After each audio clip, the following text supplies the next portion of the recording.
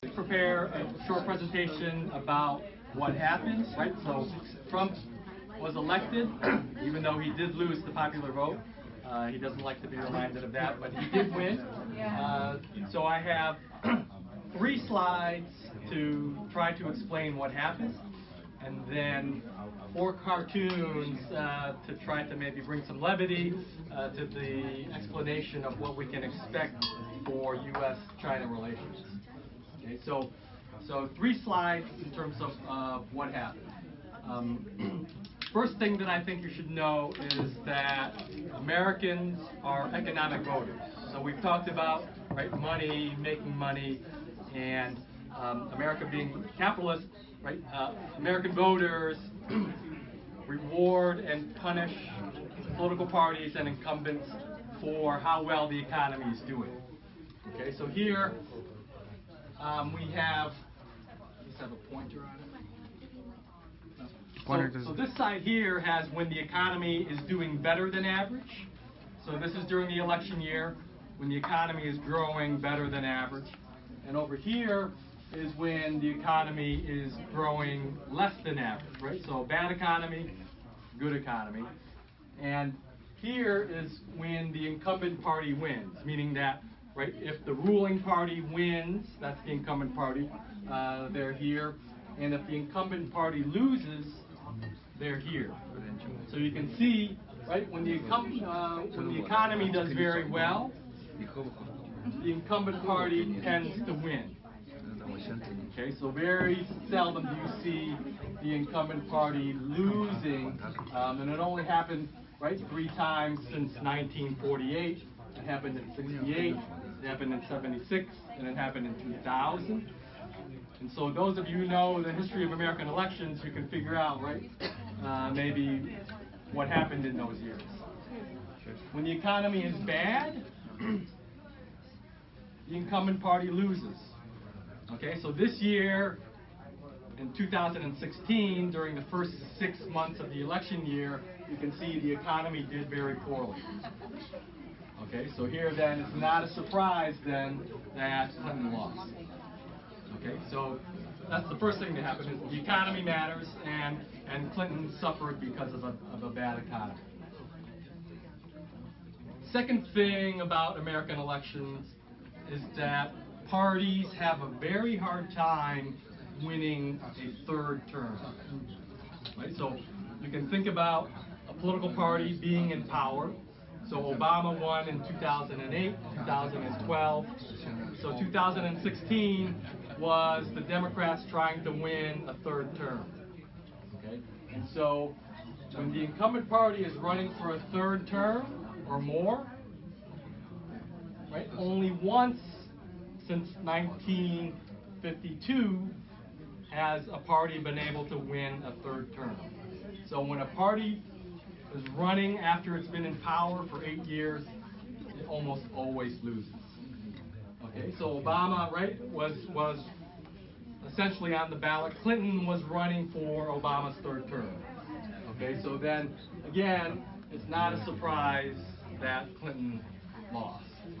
Okay, and only once, in 1988, was a party able to win a 3rd term in the last 70 years. Okay. So those are the 2 main, I think, institutional factors that explain why Clinton lost and Trump won. And then the last slide I have here is just a comment about American politics and American elections, where it is now and where it's heading. And that is the issue of race, right? So those of you that know something about America and American politics knows that race matters. Race may be the most important issue in American politics. So this just looks at how voters, by race decided for either the Republican Party, which is in red, or the Democratic Party. So of all white voters in 2016, 57% voted for Trump, 37% voted for Clinton. Of all black voters, 89% voted for Clinton, only 8% voted for Trump.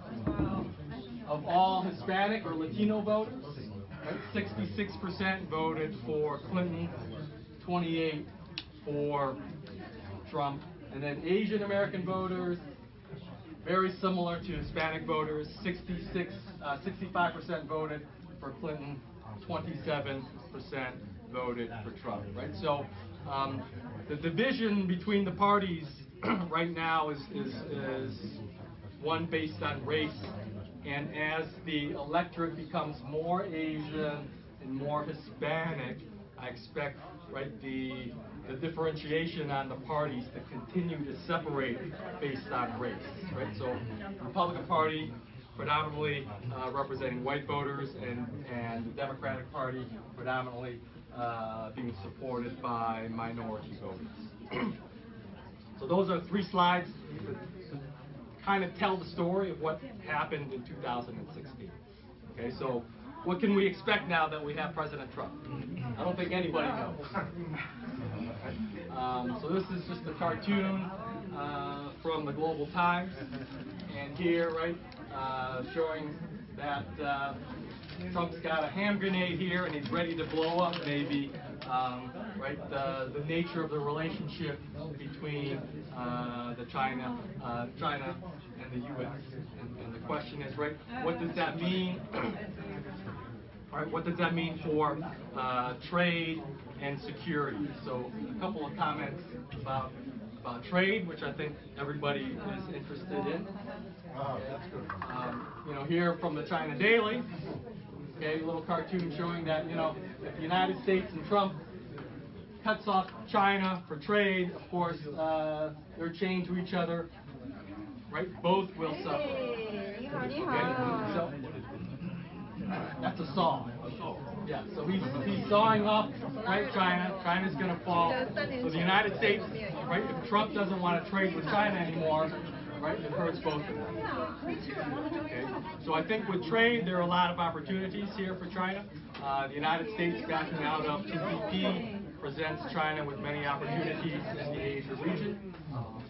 Trump predominantly says he wants to help U.S. businesses and to protect U.S. jobs. And I think, right, if you look at the things that Trump believes, he doesn't like alliances and he doesn't like free trade. And so as we go forward, I guess the possibility of tariff wars is certainly real. Okay, you know, Trump has talked about tariff taxing Chinese steel and aluminum imports, maybe. The Chinese, I think, are ready to respond with tariffs on U.S. agricultural products. For the most part, right, it's not good for both countries if there's a trade war. Security. So Trump's comments and communication with Taiwan certainly throws the relationship back on the table. Okay? And China-Taiwan is not negotiable. It's not a negotiable issue. But it actually may help the Chinese government with its own population, increasing its own population. And then conflicts about the South China Sea, which Trump's appointees have talked about, may also present some uncertainty in the relationship. And again, it's doubtful that relate will produce any type of naval blockade or military conflict. But that's certainly a possibility. Okay, so Trump's policy, I think everybody realizes it's too early to tell what Trump's policies, foreign policies, especially policies toward China, will mean. I think there can be positive news looking at Trump's nominee for ambassador to China, Terry Branstad, apparently has a close relationship with Premier Xi, going back to his being the governor of Iowa. What we do know about Trump is that he is thin-skinned, which could be problematic in dealing with foreign affairs. But he also has an ability to forget what he said. Right? Whatever I said yesterday, tomorrow he has an ability to forget that. So that may actually be a good thing for U.S.-China relations as it goes forward. I think a lot of it will depend on how the Chinese respond to that unpredictability. But I think the Chinese have a lot of experience dealing with unpredictability, so I think, you know, it'll be okay in the long run. So that's all I have. If any of you have any questions or comments, I'll be certainly willing to entertain them. Thank you. Where do you see opportunities? There an area between China and the U.S. that you see there could be some opportunity. That's a tough one. Well, I think Trump wants greater access to the Chinese market, right? And I think, you know, that can be a source of opportunity. So I think actually trade could be increased, but more of it flowing that way maybe, which may be an opportunity for Chinese businesses as well. You know, getting U.S. investment in China. Trump keep accusing China manipulate the currency, Yes. and China denied it. So what is the